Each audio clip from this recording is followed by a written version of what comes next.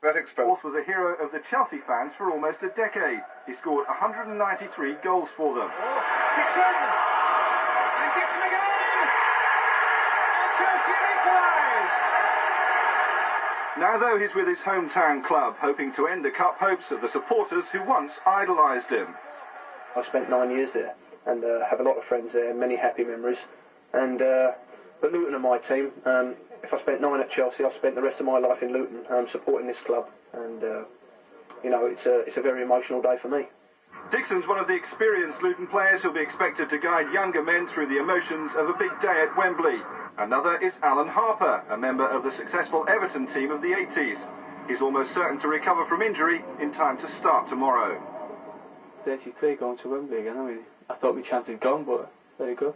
There's a few like that here at Luton now, aren't there? There's a few actually, there is quite a few. Everyone says I'm a fossil, but it's David Preece who's 37. I don't know what he's called. David Pleat's already suffered the disappointment of Wembley defeat. He managed the Spurs side beaten by Coventry in the 1987 final. But he admits his worst moment in football came back in 1985 when Luton lost 2-1 to Everton in another semi-final, the winner coming from Derek Mansfield in extra time. Now, after a few lean years, Luton get another chance to reach the cup final. We've got rid of a lot of players, we sold a lot of players, kids came in who weren't quite ready, but now they're beginning to show a little emergence. They're beginning to believe in themselves because they've got visual evidence now. I can tell them about the game against Newcastle, I can put the video on and show them. So I don't have to kid them anymore. Goals this season have alerted the checkbooks in the Premiership, but at the moment his thoughts are solely on Chelsea. Although the Blues were at Wembley in '86 for Members' Cup, and again 4 years ago to win the Zenith Data Trophy, you have to go back 24 years for their last taste of FA Cup glory. But Glenn Hoddle has warned his team, this isn't the final. You feel as if you're going to the final, but you're not. And I said to the lads way back in the third round that you set your sights on Wembley. Well, I meant the final, not the semi-final. They say blue is the colour this year in the Cup. After all, there's been one team wearing blue in every final since 1980. Think of blue, think of Chelsea, but don't forget Luton's away colour is blue. With the semi-finalists, this is Graham Miller for London Tonight. Well, one of the favourites for tomorrow's Grand National is Master Oates, and perhaps one of the reasons for his popularity can be found in a pub in Bedfordshire. Our pub correspondent... This place, I've been here before. Come on, I'll show you around. Come on. Are you going to show me the bench where you sat on there? Yeah? Yeah. All right then. Okay, here we are. Saturday. This is where the coach pulls in. Yeah? So where do we go from here then? Right through here, come on.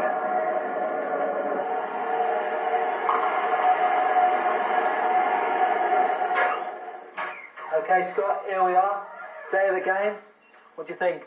I don't know, there's a few big names been in here. I mean, not much bigger than you though. I just want somewhere lucky to sit like. Well, choose a space big enough. I think Gary Lineker might have sat here, so I think I'll just rest my luck and sit here. Well, I hope so, because I hope he scored a few goals for England. He scored a few for Luton. He scored more than Kerry Dixon, hasn't he? That's not very hard, is it? Right then, Preece, this is a famous tunnel. So what's the feeling like as it's going out of here then? As you can imagine, with all the noise coming from the stadium, it's electric, and you're really nervous, and you just want the game to go ahead, really. You know, the manager said all the bits and pieces to you, just want to get out there, and sort of the noise comes down this tunnel, and just hits you as you get out there. So what's the feeling like when you're at the end of the tunnel and you can see everyone, and you know your family's there for you? I think it hits you. It makes you look very little, and you just want to get there and play the game, and hopefully do the best. It'd be nice to come out here and see, hopefully, the family in the far corner and all the Luton fans, hopefully cheers to victory.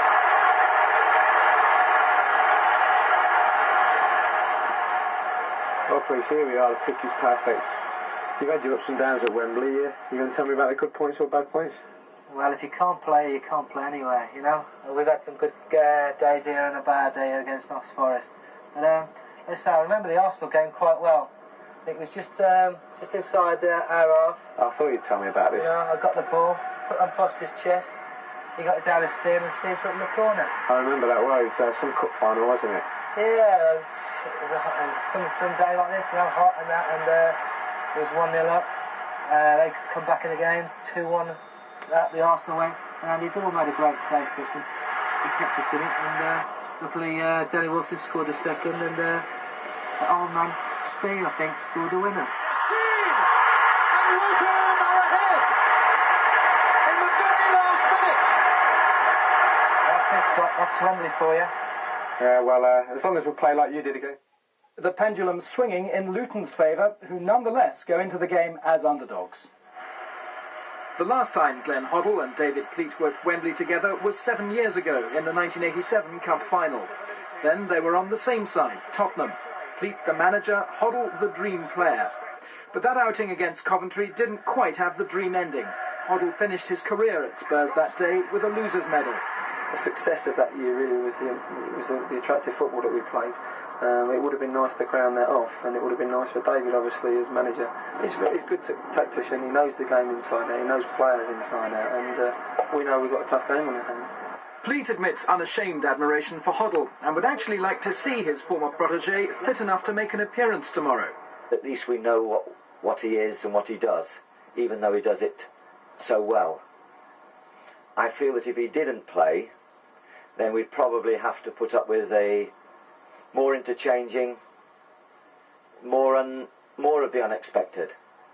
We know how Glenn plays, and at least we know what we've got to do to try and stop him delivering those marvellous passes which he can make. Two Chelsea players in the 18-yard area. McLaughlin makes it 3, and Kerry Dixon totally unmarked. Saturday also marks another reunion. Luton's Kerry Dixon was himself an old favourite at Stamford Bridge, making over 300 appearances for Chelsea during his time there and scoring nearly 150 goals. But for Dixon, those are now all just memories. Yes, the memories are great, but I've got to be professional about the job in hand, and I play for Luton Town. I've lived there all my life. I've got equally as many friends down here, and it's going to be a very emotional game. Crowd love him, to be honest. They'll probably hate him if he scores the winner for Luton, but that's the way it goes. Yeah, they give him a good reception, I should think. Among the Hatters' most loyal fans are the Hatters themselves. For the past 50 years, Ken Snoxells milliners have been supplying boaters to the football club, and demand for hats has grown with Luton Town's success. Snoxell obviously hoping they'll make it all the way to the final. I think they stand an even chance. Really, that's what I feel. I feel they ought to. I think if they work hard enough, they will. Preece has found Oates. Dixon in towards Oates. Luton have claimed a few scalps on their way to Wembley, not least of all West Ham's in the quarter-finals. So Chelsea, beware.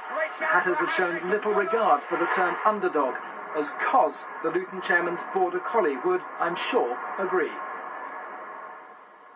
Well, there could be double celebrations in Bedfordshire this weekend.